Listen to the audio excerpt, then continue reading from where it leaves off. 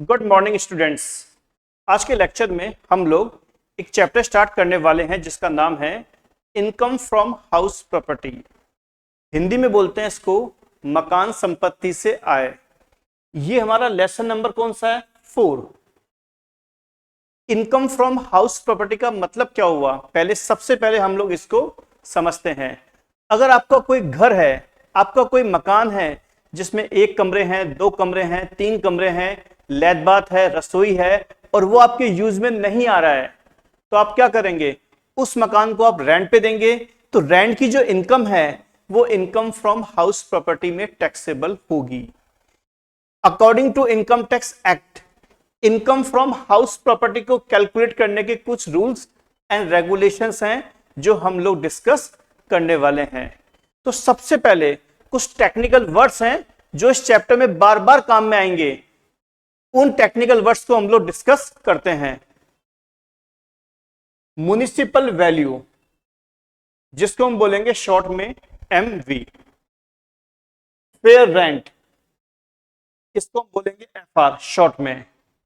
Standard rent, इसको बोलेंगे SR. Actual rent या एनुअल रेंट, इसको हम बोलेंगे एआर शॉर्ट में। तो सबसे पहले इन चारों का मीनिंग हम लोग डिस्कस करते हैं।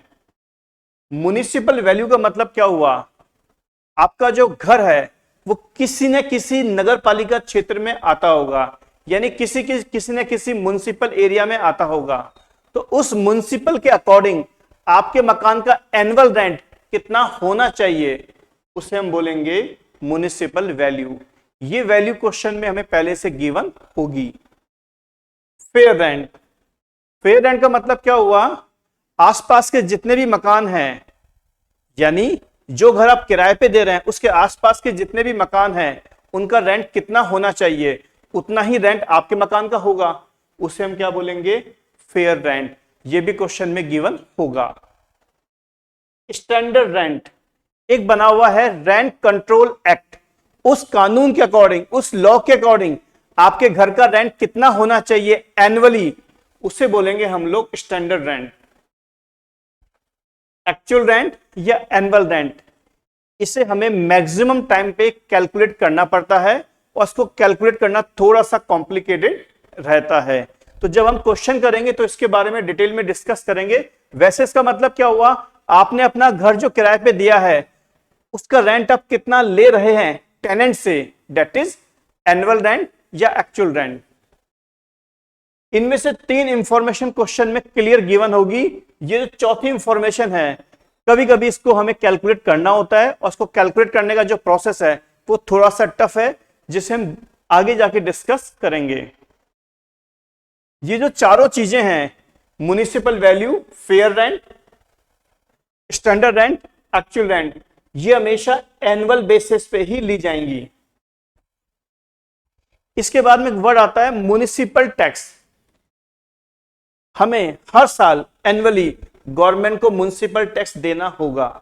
अगर हमने म्युनिसिपल टैक्स दे दिया तो उसका एडजस्टमेंट हमें करना होगा, और हमने अगर गवर्नमेंट को म्युनिसिपल टैक्स नहीं दिया तो हमें किसी भी तरह का कोई भी एडजस्टमेंट करने की जरूरत नहीं है।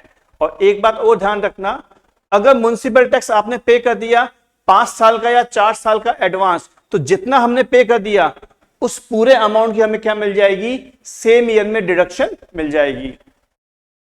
अनरियलाइज्ड रेंट, यानी आपने अपना घर किराए पे तो दे रखा था, किराएदार ने आपका घर भी यूज किया, बट उसने आपको किराया नहीं दिया। किराएदार ने आपको किराया नहीं दिया, यानी आपका वो क्या हो गया? Bad debts. इसका मतलब क्या हुआ? Unrealised rent. वैकेंसी पीरियड, यानी आपका घर बन के तैयार है, घर आपका रेडी है, बट आपको किराएदार मिला ही नहीं, यानी आपका घर मान लो 2 महीने खाली रहा, उसको बोलेंगे हम लोग वैकेंसी पीरियड। इसका भी हमें एडजस्टमेंट करना होगा।